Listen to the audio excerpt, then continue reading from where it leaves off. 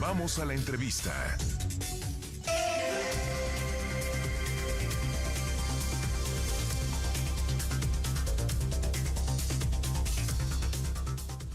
Son las 8 de la mañana con 15 minutos, las 8:15 exactamente es el tiempo del centro de la República Mexicana. Está usted en las noticias de sábado, primera emisión de este sábado. Ya estamos a 16 de mayo del año 2020.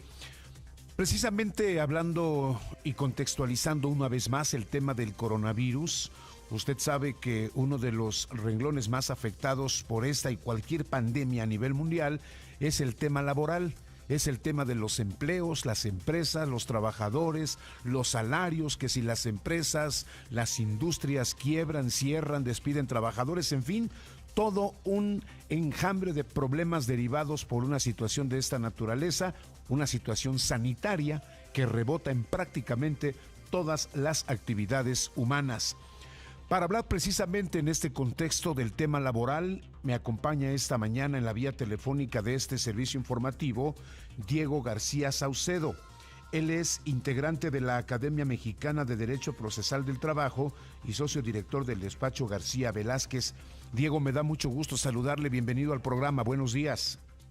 Hola, buenos días, Antonio. Al contrario, muchas gracias por tu tiempo. Muchísimas gracias, Diego. Pues ustedes, los abogados laborales, tienen enfrente en los próximos días, si no es que ya están recibiendo solicitudes, llamadas de orientación, de quejas, de asesorías por parte de muchos trabajadores, muchos empleados, que algunos todavía, los menos, todavía conservan el trabajo. Patrones conscientes y sensibles les están pagando sus salarios, quizás aunque sea la mitad, pero no los han abandonado. Pero otras empresas, otras compañías ya les dejaron de pagar, a otros ya ni la cara les dieron, ya los corrieron. Y por este tema se viene en los próximos meses un caudal de conflictos de tipo laboral. ¿Cómo están preparados ustedes para este panorama tan terrible que se nos avecina, Diego?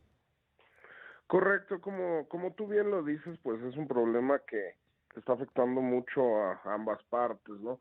A los trabajadores, obviamente, en el sentido de que pues han visto, como tú bien dices, o reducido sus ingresos o incluso eliminados al terminar la relación de trabajo, ¿no?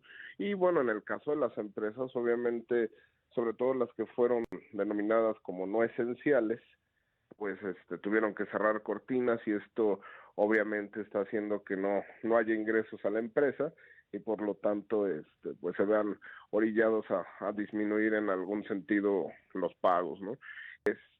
Sí, precisamente ha habido, como bien lo dices, un caudal, una cascada de solicitud de asesoría de ambas partes. Se estima que pues va a haber una sobresaturación, un colapso de los tribunales laborales, en este caso todavía las juntas de conciliación, ya que, pues bueno, como la administración federal nunca lo quiso utilizar, ellos declararon una emergencia sanitaria, lo cual no coincide con una sola palabra con lo estipulado en la Ley Federal del Trabajo, que es contingencia sanitaria, y es más la Secretaría del Trabajo, la Procuraduría Federal de la Defensa del Trabajo, fueron muy puntuales en su definición, ¿no? En el sentido de que no era aplicable la figura de la contingencia sanitaria, por lo tanto los trabajadores no podían ser obviamente separados de su trabajo y no podía utilizar el patrón la figura de disminución al salario mínimo. Esto era lo que pues empresarios, abogados de empresa tratábamos de buscar, en el sentido de que al trabajador se le siguiera dando un salario, no perdiera su seguridad social y pues bueno, el patrón, el empresario, supiera bien a bien cuánto iba a pagar y fuera un apoyo en el sentido de las erogaciones, ya que no iba a tener producción, ¿no?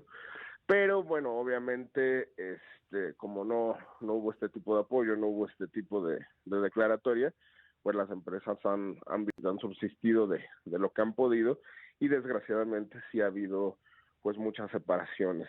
La Procuraduría de la Defensa del Trabajo de la Ciudad de México dice que estima por lo menos un par de cientos de extras de demandas que están preparando para cuando vuelvan las juntas, ¿no? Así es. Diego García Saucedo, entonces para tener un contexto muy claro, un panorama exactamente así, tan claro como el agua, si un trabajador es despedido de manera injustificada, porque no es su culpa que haya venido la pandemia y las empresas o los negocios hayan cerrado. Eso es uno. El otro, aún no teniendo contrato y haber estado por honorarios o en el famosísimo outsourcing y todo esto, está en su derecho de reclamar sus salarios, su reinstalación y que se le haga en todo caso una liquidación o un finiquito de acuerdo a la ley. ¿Estamos bien? Sí, claro. De hecho, es puntual la postura de las autoridades. Por causa de la pandemia no puede ser separado ningún trabajador. O sea, eso es un hecho, no hay para dónde hacerse.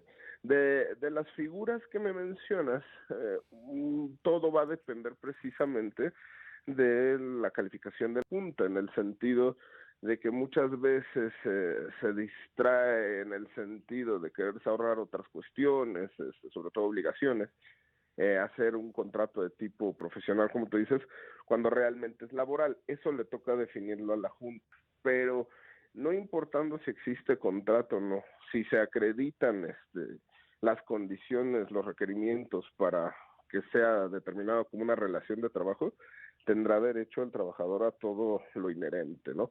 En caso de una separación injustificada, pues el pago de sus indemnizaciones, de sus prestaciones, etcétera, etcétera. Incluso, independientemente si esto es de outsourcing, ¿no?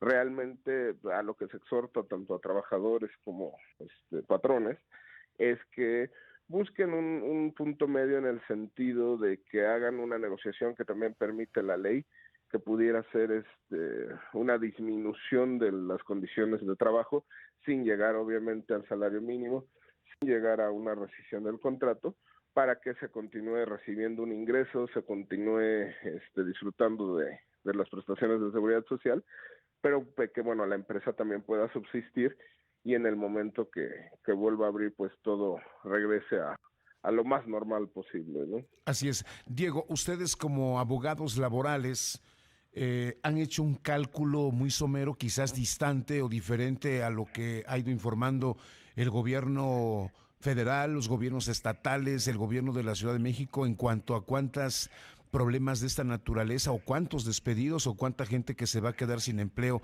en los próximos meses, que estamos a unas semanas de, digamos, entre comillas, superar este tema de la pandemia?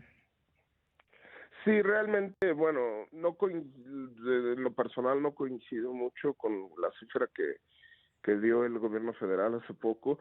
Me parece que superaba ligeramente el 500,000 de empleos perdidos, pero yo estimaría que sería mínimo el doble, o sea, alrededor de 1,000,000 de empleos perdidos a nivel nacional. Caramba, es una cantidad terrible en tan poquito tiempo, derivado de un problema que nos agarró pues a todo el mundo por sorpresa. No estábamos, ni hubiéramos estado, aunque nos hubieran avisado, preparados para enfrentarlo, pero bueno, vamos a seguir, por supuesto, Diego, en contacto contigo en los próximos días para ver cómo se va desarrollando todo este conflicto laboral que se viene encima y, por supuesto, tener de tu parte la asesoría para las personas que así lo requieran. ¿Dónde te localizan, Diego? ¿Dónde te llaman por algún problema? Claro que sí, Antonio, estamos a tus órdenes. Mira, estamos en redes sociales, Facebook y Twitter como García Velázquez Abogados y en la red como www.garciavelazquezabogados.com. Muchísimas gracias. Diego García Saucedo, abogado laboral, miembro de la Academia Mexicana de Derecho Procesal del Trabajo. Gracias, Diego, gracias. Un abrazo, buenos días, cuídate. A ustedes, buen día. Muchas gracias. Pues sí, así están las cosas con este tema de lo que se avecina, las demandas, las denuncias, en muchos casos. Mire, le voy a poner a usted un ejemplo rápidamente de cómo a veces, salvo raras excepciones, cómo a veces los patrones, los dueños de las empresas son abusivos porque así son por naturaleza. Mire, una gran empresa, le voy a poner un ejemplo así, ojalá no tenga problemas, por supuesto. Mire, ¿le digo algo? El Palacio de Hierro. El Palacio de Hierro, como otras tiendas departamentales, llevan cerrados más de un mes. y están corriendo gente. Y yo le pregunto, por un mes y medio, después de más de 80, 90 o 100 años de tener tiendas abiertas, porque no abran 2 meses, ¿se van a quedar pobres? ¿Van a quebrar?